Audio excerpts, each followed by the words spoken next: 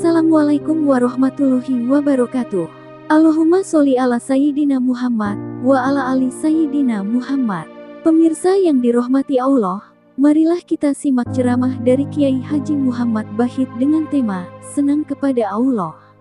Sebelumnya marilah kita perbanyak sholawat minimal 1000 kali sehari, agar hidup kita penuh barokah dan mendapatkan syafaat kelak. Jangan lupa berikan dukungan kepada channel kami dengan memberikan super thanks seikhlasnya.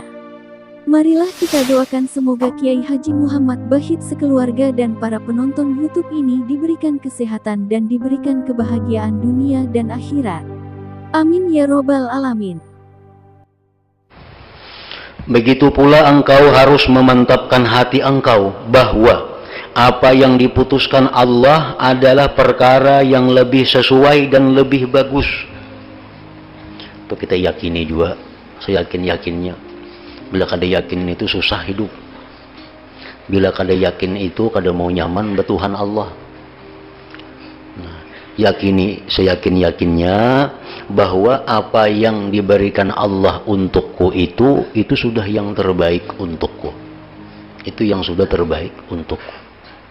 Artinya dalam masalah kehidupan dunia ini maksudnya. Meskipun yang demikian itu tidak dapat dicapai dengan ilmu kita. Walaupun kita kada tahu lagi nah apa hikmahnya, apa dibalik ini rahasianya. Tapi terjadi, nah kita hendaklah yakin bahwa itu sudah merupakan yang terbaik untuk kita. Meskipun yang demikian itu tidak dapat dicapai dengan ilmu kita, bagaimana cara dan rahasianya? Ucapkanlah pada diri sendiri, apa yang ditetapkan Allah itu pasti terwujud. Mau kada mau. Maka tidak ada faedahnya bila engkau membenci atau pilih-pilih mengenai apa yang dibuat Allah. Tidak ada jalan untuk membenci apa yang diputuskan oleh Allah Subhanahu wa Ta'ala. Tidakkah engkau pernah berikrar raditu billahi rabba? Seringkali kita ucapkan raditu billahi rabba. Artinya aku ridha dengan Allah sebagai Tuhan. Setuju Allah itu Tuhan. Lantas bagaimana tindakanmu mencucukkan tidak ridha kepada qada dan takdir Allah, padahal qada takdir itu termasuk sifat ketuhanan Allah dan menjadi hak ketuhanan Allah. Karena itu engkau wajib ridha. Demikian pula kalau engkau mengalami musibah dan menghadapi perkara yang tidak engkau sukai, hendaklah menjaga nafsu engkau dan menahan hati engkau supaya jangan sampai mengeluh. Jangan sampai mengeluh.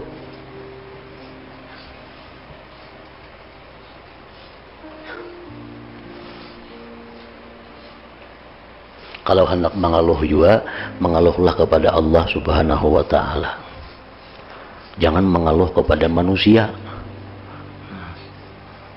Pikiran pina kalut, banyak masalah nang dihadapi, bertumpuk-tumpuk dalam hati nih. Masalah ini kada biris, datang lagi masalah itu, datang lagi masalah itu. Nah kita sampaikan itu kepada Allah, maka Allah akan ridha, Allah akan suka, dan Allah akan menolong. Bila kita kisahkan lawan makhluk, nah itu Allah kada katuju. Bila kita mengeluh, kita mengadu, kita curhat kepada makhluk, Allah kada katuju. Ini dalam dada ini hibak pikiran macam-macam. Mikirakan anak, mikirakan itu, mikirakan ini. Banyak masalah. Nah, bila dikisahkan lawan makhluk, senang hati. Berarti makhluk ini Tuhan yang ngarannya. Berarti makhluk itu nang menyenangkan hatinya. Nah itu nang kada dikatujui oleh Allah. Dan ini banyak nang kada disadari oleh manusia. Dikiranya itu bujur. Datang beradu-adu, asal lapang sudah hati jadi aduakan. Nah, pada Allah itu sangat marah kalau hamba Allah ini mengadu, mengeluh, curhat kepada makhluk. Sebab makhluk ini kada ada daya upaya untuk bisa menyenangkan kita. Makhluk ini kada sedikit pun kada ada kemampuan untuk memberi manfaat kepada kita. makhluk sedikit pun tidak ada kekuatan untuk menyelamatkan kita.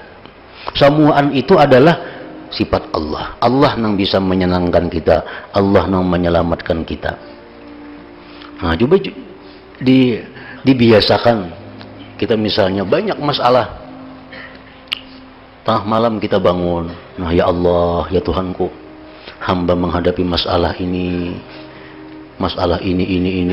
ya Allah, berilah hamba jalan keluar untuk selamat daripada ini, untuk selesai masalah ini. Itu pasti didengar Allah dan diberi pahala oleh Allah, dan Allah pasti akan menyelesaikan masalahnya. Jadi istilah-istilah orang wahini, istilah curhat itu istilah orang non Islam. Itu hati-hati benar itu. Istilah curhat itu istilah orang yang bukan Islam. Kita boleh kepada manusia untuk bertakun hukum. Ini apa hukumnya? Ini apakah ini boleh kada? Halal kada? Itu disuruh kepada manusia. Pas'alu ahla dzikir. Dalam Quran disebutkan bertakunlah kepada orang-orang yang punya ilmu. In kuntum la ta'lamun, jika kamu tidak tahu. Nah, kalau dalam hati kita ragu-ragu, ini hukumnya apa ini kada tahu nah. Nang ini pang kada tahu juga, ini pang kada tahu juga. Nah, itu disuruh kita datang kepada orang nang tahu bertakun. Tapi kalau hati kita ini galau menghadapi masalah-masalah, nah ini Allah tempatnya kita mengeluh. Kepada Allah tempatnya kita mengadu. Kepada Allah kita mencurahkan isi hati kita. Allah suka. Daripada sukanya Allah tuh kita diberinya pahala. Dan apa yang kita masalahkan diselesaikan oleh Allah.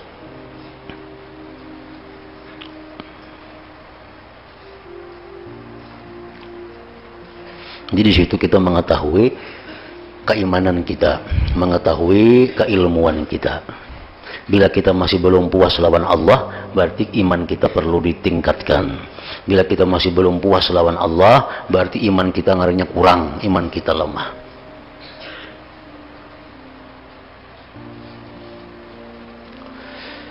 Supaya jangan sampai mengeluh, jangan sampai memperlihatkan keluh kasah dan kesusahan hati engkau, terutama pada saat pertama kali terjadinya musibah.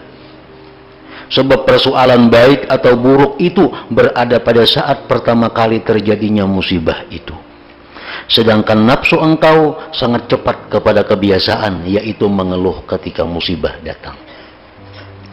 Engkau hendaklah mengucap, hai nafsu, musibah ini sudah terjadi. Kita ini mengalami musibah. Kita bisiki diri kita, musibah ini sudah terjadi. Tidak ada daya untuk menolaknya. Dan Allah benar-benar telah menolak musibah yang lebih besar ketimbang musibah ini. Ini musibah ini masih kawa. Musibah yang lebih besar itu kita dijauhkan Allah, wahai diri.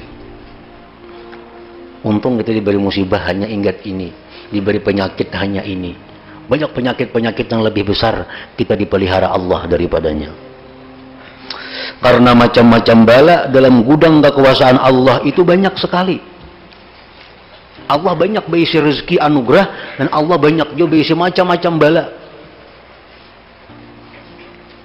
Dan ketahuilah, bala ini akan hilang, tidak kekal. Musibah ini bagaikan mendung yang bakal terpisah. Karena itu, wahai diri, tahankanlah. Hai nafsu, sebentar saja niscaya engkau menemukan kegembiraan dan ganjaran yang besar sesudah engkau tidak mampu menolak bala yang turun. Mengeluh itu tidak ada gunanya. Beradu-adu itu tidak ada gunanya. Dan sebenarnya jika hati puas serta sabar, maka tidak ada musibah. Maka sebaiknya engkau selalu istirja, mengucap innalillah wa inna ilaihi raji'un. Hati engkau selalu sibuk mengingat apa yang bakal didapat di sisi Allah, yakni pahala.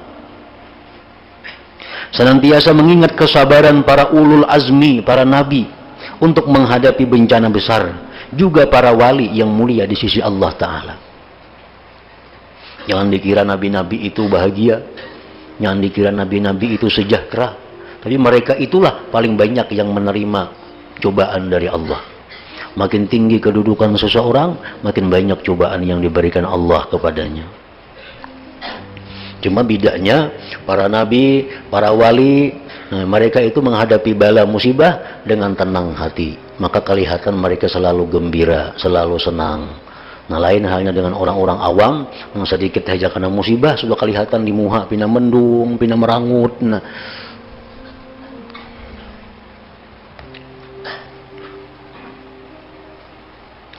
apabila Allah menahan kepentingan dunia dari engkau pada suatu waktu, Allah mendikiti rezeki kepada kita. Dulunya banyak beli rezeki ini pina sirit.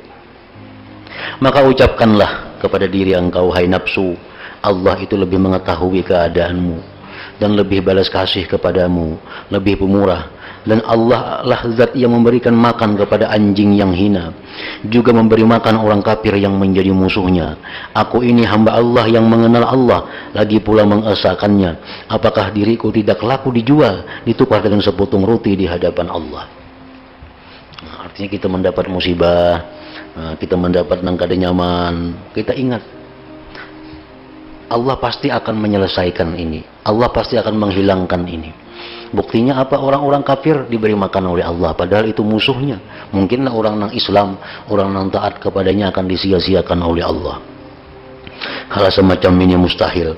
Karena itu ketahuilah benar-benar bahwa Allah Ta'ala tidak menahan dunia darimu kecuali demi manfaat yang besar sekali. Kalau Allah itu mempersempit rezeki kita, Allah menyusahkan keuangan kita, itu pasti Allah mengetahui memang itu yang baik untuk kita. Dan Allah pasti akan memberikan kemudahan sesudah kesulitan. Maka bersabarlah sebentar, nanti engkau akan tahu keajaiban dari kelembutan perbuatan.